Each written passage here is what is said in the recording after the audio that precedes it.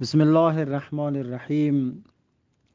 منی واجهین دوست و براتا یه منی آواز درستین گروپان تو که پخش و منتشر بکنی.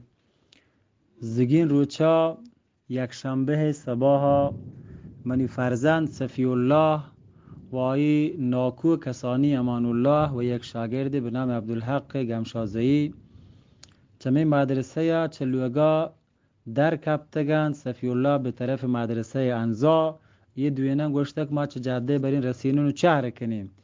نه صفی الله مدرسه انزا رسته نه یه دوینم برگشتگان لوگا اتکگان.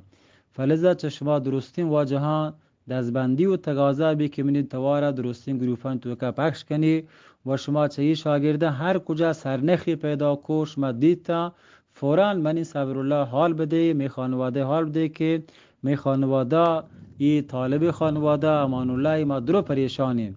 الله عزوجلال به همه شما جزا خیر بده. منی توار پخش کنی هر جا شما این شاگردان دیتا ما حال بده. جزاکم الله خیر. بسم الله الرحمن الرحیم. منی طایفه مزارزهی و درستین قوم شما زانه که هنی منی فرزند جگر گوشه گارم، من سک پریشانم. هنچو که منی چوکه هنچو شمی فرزندم. من از همه شما استعداد دارم که در این امر و همکاری بکنیم.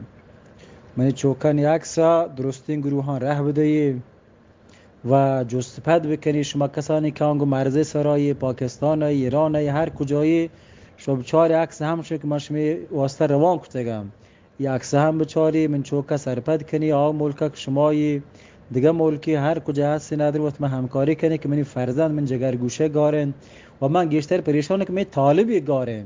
حالا من چوک هیچی بلا طالب بندگان خدا آمی امانته.